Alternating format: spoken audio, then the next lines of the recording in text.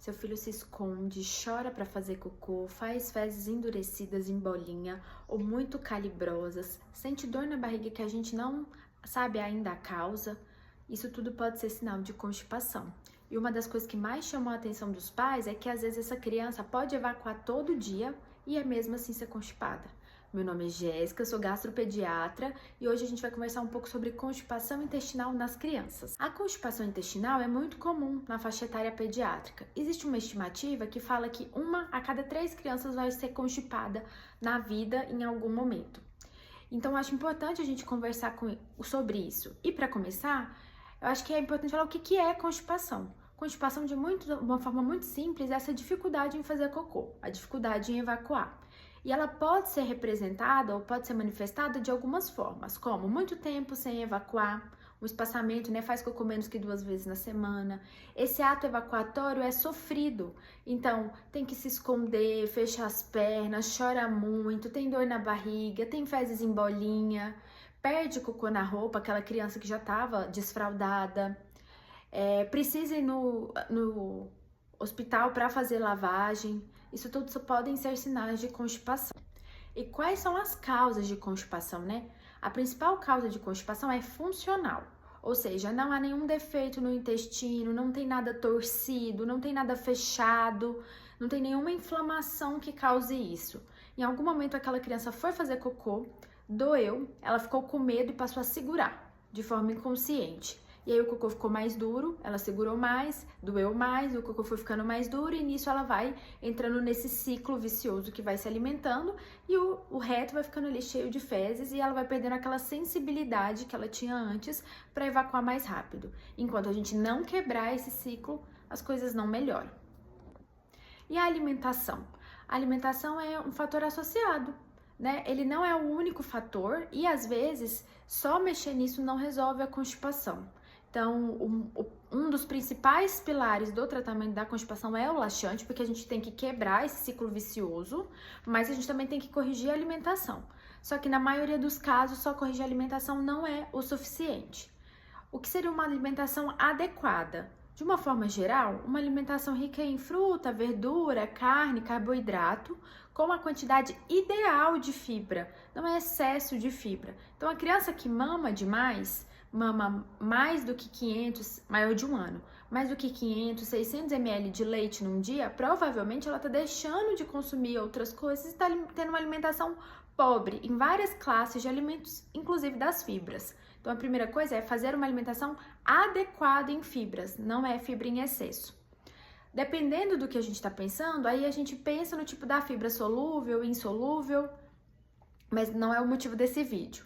Dar água, mas também não é água em excesso, porque água em excesso o intestino vai reabsorver e aquilo não participa da formação das fezes. Então tem que dar a quantidade de água suficiente, que é mais ou menos entre 30 e 40 ml quilo dia de água. E o terceiro passo é fazer o treinamento do desfraude para essa criança, ou o treinamento do vaso, para essa criança perder o medo de evacuar. Um pilar importante que eu vou falar agora é sobre o laxante. O laxante é a forma mais rápida e eficaz de a gente quebrar esse ciclo vicioso. O laxante que nós mais usamos hoje em dia, e o de primeira escolha, ou seja, o primeiro laxante que a gente usa é o polietileno glicol, o famoso Peglax, Movinglax, Macrogol. Ele é um laxante que ajuda a puxar água para dentro do intestino para amolecer esse cocô e aí fazer com que ele saia mais fácil. Mais do que usar o laxante, falar dose de laxante aqui, eu preciso falar para vocês que é importante usar o laxante. Por quê? A gente precisa quebrar esse ciclo e aquele intestino que estava destreinado, ele vai voltando aos pouquinhos a ter uma percepção mais rápida de quando ele enche e a criança perde o medo e para de segurar. Então, o uso do laxante na constipação geralmente é pelo menos 3 meses, mas tem crianças que vão até 2 anos de tratamento.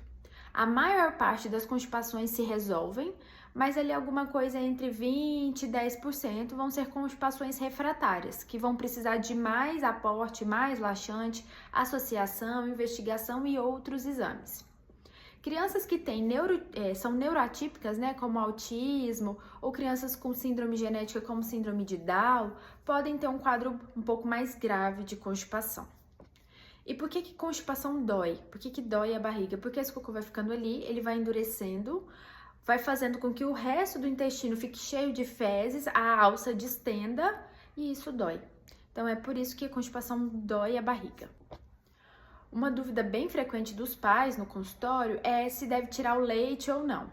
O leite, ele só causa constipação quando ele está associado à APLV, na maior parte dos casos. Então, crianças maiores de 2 anos constipadas, a primeira conduta não é tirar o leite. Na verdade, quase nunca a gente tira o leite na constipação. Mas uma coisa que eu preciso falar para vocês é que nas crianças muito pequenininhas pode ser sintoma de alergia à proteína do leite de vaca, APLV. E caso a criança tome muito leite, aí a ideia não é tirar o leite, a ideia é equilibrar a alimentação. E com isso você vai reduzir a quantidade de leite. Assim como a criança que consome muita farinha e aí fica pobre nos outros nutrientes. Então não é que o leite é algum problema, é que o excesso de leite pode fazer com que a alimentação fique desequilibrada. Uma segunda dúvida muito frequente é: o laxante vicia? Não, a maior parte dos laxantes não fazem isso. A criança não acostuma com ele, não vicia. Então, por que acontece, né? Você para o laxante e a criança para de evacuar. Lembra que eu falei que a gente tem que fazer um treinamento desse músculo ali do assoalho pélvico e desse intestino que estava com as pressões aumentadas, além de fazer com que a criança perca o medo de evacuar? Então, estava indo tudo bem, ela estava aprendendo. Você tirou, ela desaprendeu. E aí não deu tempo adequado de tratamento. Então não é que o laxante vicia, é que às vezes a gente tira antes da hora. E se eu ficar dando e tirando o laxante toda hora? Foi, evacuou, eu tiro, volto. Então isso pode fazer com que o ciclo se retroalimente. A criança não fica tão constipada a ponto de sentir dor na barriga, mas ela não consegue evacuar de forma tranquila e eficaz ao longo do tempo para perder o medo e aí lá na frente a gente tirar o laxante. Então é importante manter o laxante, ajustar a dose pelo peso, grande parte dos laxantes é pelo peso, e acompanhar com o médico. Outra dúvida frequente: quando me preocupar com a constipação? Sempre, né? Toda vez que a criança fica constipada tem que ser tratada, mas sinais de alerta: constipação que começa antes dos 3 meses de vida, constipação associada a sangue, constipação que a criança demorou para fazer cocô na maternidade, constipação em criança que tem alteração do teste do pezinho, constipação em criança que tem defeito aqui atrás nas costas, né, furinho, muito pelo, aqueles tufos de pelo, tá? Que a gente chama de fosseta. Constipação que vem acompanhada por muito vômito e a barriga bem distendida, brilhosa. São fatores aí que chamam a nossa atenção para ter que investigar outras coisas. E constipação que não responde ao tratamento adequado, que é a desimpactação e a manutenção, que são doses adequadas de laxante para o peso, para a idade.